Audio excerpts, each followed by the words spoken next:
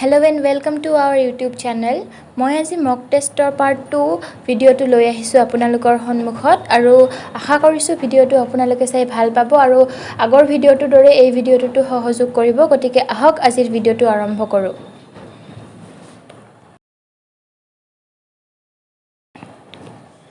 আজিৰ প্ৰথম কোৱেশ্চনটো হৈছে Which of the following wildlife sanctuaries is located in Udalguri district?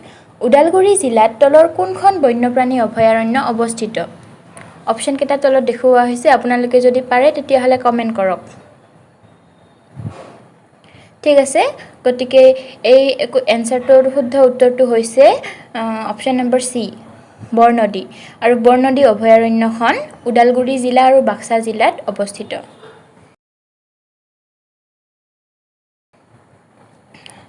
Next question. In which year Cotton College was established? কোন চনত cotton college স্থাপন হৈছিল? Option কেইটা দেখুওৱা হৈছে আৰু মই ভাবো যে আপোনালোকৰ মানে বহুতৰে এই কোৱেশ্চনটোৰ এনসাৰটো আপোনালোকে দিব পাৰিব গতিকে কমেন্ট কৰক যদি আপোনালোকে দিব পাৰিছে আৰু যি সকলে পৰা নাই তেওঁলোকে নেক্সট কোৱেশ্চন বিলাক ট্ৰাই কৰক আৰু এই কোৱেশ্চনটোৰ কাৰেক্ট এনসাৰটো হৈছে এনসাৰ সি 1901 চনত কটন কলেজ স্থাপন কৰা হৈছিল। এইবিলাক কোৱেশ্চন আনসাৰ আপোনালোকে যাতে মনত ৰাখে কাৰণ এই কোৱেশ্চন আনসাৰ বিলাক আহিবলগীয়া কম্পিটিটিভ এক্সামবোৰৰ কাৰণে বহুতেই দৰকাৰী হয় আৰু এনে ধৰণৰ ভিডিওবোৰ আগলৈ পাই থাকিবৰ কাৰণে আমাৰ চেনেলটো নিশ্চয় যাতে সাবস্ক্ৰাইব কৰি দিয়ে আপোনালোকে আৰু ভিডিওবোৰ লাইক কৰক কমেন্ট কৰক কিবা ভাল পাইছে বেয়া পাইছে জনাব প্লিজ। এতিয়া আহিছো next question In which city the first CNG station of Assam is inaugurated? কোনখন চহৰত অসমৰ প্ৰথমটো CNG ষ্টেচন উদ্বোধন কৰা হয়? অপচন কেইটা দিয়া হৈছে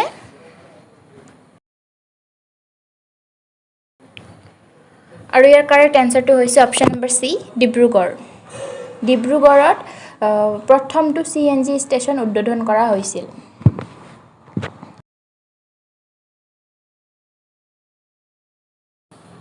এতিয়া আহিছো next question Hamren is the headquarter of which one district?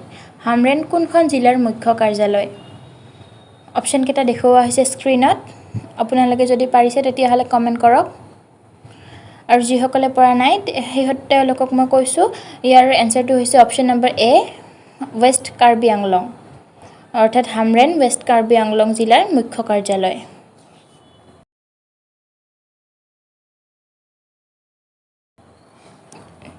Here is next question. How many maximum members are elected from Assam Rajya Sabha?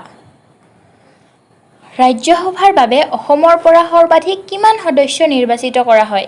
একেবাৰে সহজ কোৱেশ্চন আপোনালোকে সাকে এইটোৰ এনসাৰটো অপচন নেদেখাৰ আগতে ক'ব পাৰিব তথাপিও মই অপচন কেইটা দেখুৱাই দিছো স্ক্ৰিনত বহুতেই সাকে পাৰিছে ঠিক আছে এতিয়া মই এনসাৰটো কৈছো ইয়াৰ কাৰেক্ট এনসাৰটো হৈছে অপচন নম্বৰ সি 7 আৰু লোকসভাত 14খন সিট আছে আৰু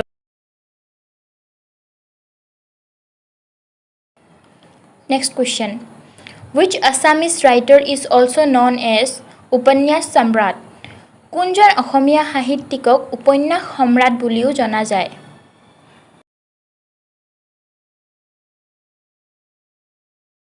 আৰু ইয়াৰ কাৰেক্ট এনসাৰটো হৈছে option number B Rajanikanta Bordoloi. হয় ৰজনীকান্ত বৰদলৈক উপন্যাস সম্ৰাট বুলি জনা যায়। এই কোৱেশ্চনটো আসামিজ লিটাৰেচাৰৰ বহুত ইম্পৰ্টেন্ট কোৱেশ্চন হয় গতিকে মনত ৰাখিব আপোনালোকে। এতিয়া আগবাঢ়িছো next question Sivasagar is the capital of Ahom kingdom from 1699 to dash 1699 চনৰ পৰা কিমান চনলৈকে আহোম ৰাজ্যৰ ৰাজধানী শিৱসাগৰ আছিল? আৰু ইয়াৰ কাৰেক্ট এনসাৰটো হৈছে অপচন নম্বৰ এ 1788 1699 to 1788 চনলৈ আহোম ৰাজ্য ৰাজধানী শিৱসাগৰ আছিল। গতিকে আগবাঢ়িছো next question The Assam Medical College was formerly known as Assam চিকিৎসা মহাবিদ্যালয়খন পূৰ্বতে কি নামেৰে জনাজাত আছিল?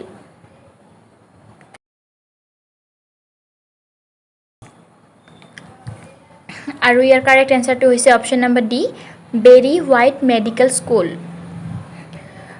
আসাম মেডিকেল কলেজখন 1947 চনৰ 3 নৱেম্বৰৰ দিনা উদ্বোধন কৰা হৈছিল আৰু তাৰ আগতে বেৰি হোৱাইট মেডিকেল স্কুল নামেৰে এই অসম মেডিকেল কলেজখন জনাজাত আছিল আৰু সেই বেৰি হোৱাইট মেডিকেল স্কুলখন 1900 চনত স্থাপিত কৰা হৈছিল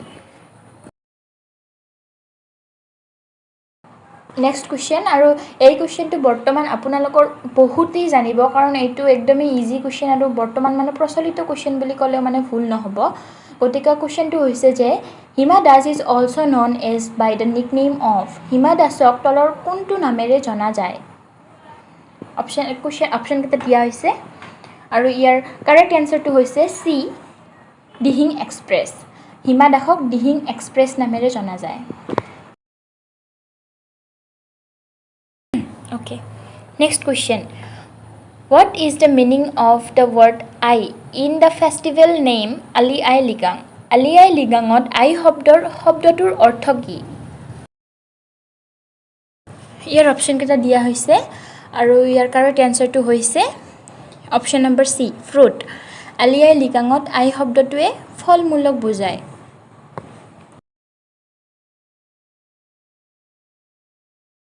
Next question.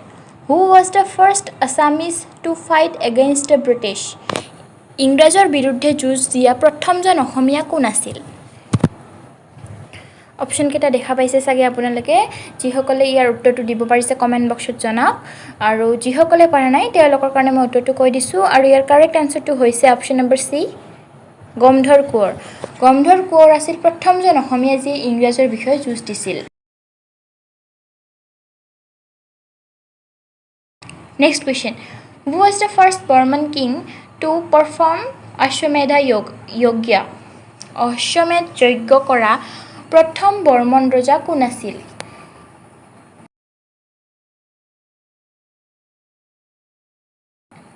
আৰু ইয়াৰ কাৰেক্ট আনসাৰটো হৈছে option number B Mahendra Barman আছিল অশ্বমেধ যজ্ঞ কৰা প্ৰথমজন বৰ্মন ৰজা Next question. Which day is observed as Rhino Day in Assam? কোনটো দিন অসমত গড় দিৱস হিচাপে পালন কৰা হয়? ইয়াৰ কাৰেক্ট আনসাৰটো হৈছে অপশন নম্বৰ বি ইয়াৰ কাৰেক্ট আনসাৰটো হৈছে option number B 22nd September অৰ্থাৎ 22 ছেপ্টেম্বৰৰ দিনটো গড় দিৱস হিচাপে পালন কৰা হয় অসমত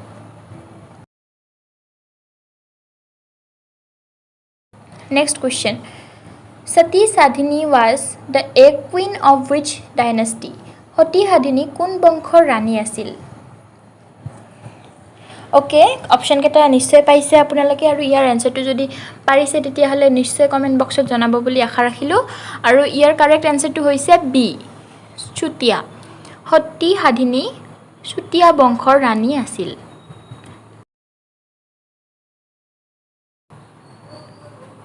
Next question. Who established the Koch dynasty? Koch বংশ কোনে প্ৰতিষ্ঠা কৰিছিল? অপশন কেইটা দিয়া হৈছে আৰু ইয়াৰ কাৰেক্ট আনসাৰটো হৈছে অপশন নম্বৰ সি বিশ্বসিংহা আছিল কোচ বংশৰ প্ৰতিষ্ঠাপক Next question. Who wrote the autobiography আত্মঅনুসন্ধান আত্মজীৱনী আত্মানুসন্ধান কোনে লিখিছিল অপশন কেইটা দিয়া হৈছে আৰু ইয়াৰ কাৰেক্ট আনসাৰটো হৈছে অপশন নম্বৰ ডি হোমেন বৰগোহাঁয়ে তেখেতৰ আত্মজীৱনী আত্মনুসন্ধানখন লিখি উলিয়াইছিল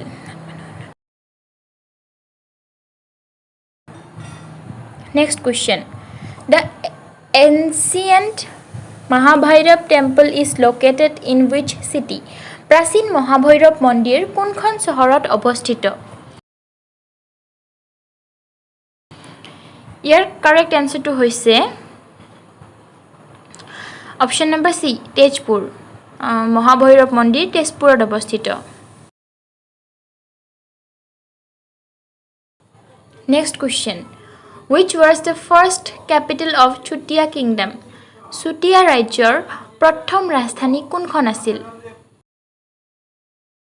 ইয়াৰ অপশ্যনবিলাক দিয়া হৈছে আৰু ইয়াৰ কাৰেক্ট আনসাৰটো হৈছে অপশ্যন নম্বৰ সি স্বৰ্ণগিৰি চুটিয়া ৰাজ্যৰ প্ৰথম ৰাজধানী আছিল গতিকে আজিৰ মক টেষ্টৰ ভিডিঅ'টোত এইখিনিয়ে আছিল আশা কৰোঁ আপোনালোকে ভিডিঅ'টো ইন্টাৰেষ্টিং পাইছে আৰু যদি ভাল পাইছে তেতিয়াহ'লে চেনেলটো সাবস্ক্ৰাইব কৰিব ভিডিঅ'টো লাইক কৰিব কমেন্ট কৰিব আৰু শ্বেয়াৰ কৰিব আপোনালোকৰ বন্ধুসকলৰ সৈতে যাতে তেওঁলোকেও এই ভিডিঅ'টো চাই উপকৃত হ'ব পাৰে গতিকে আমাৰ নেক্সট ভিডিঅ' আপোনালোকে বহুত সোনকালে আপোনালোকৰ সন্মুখত আগবঢ়াই দিম আজিলৈ ধন্যবাদ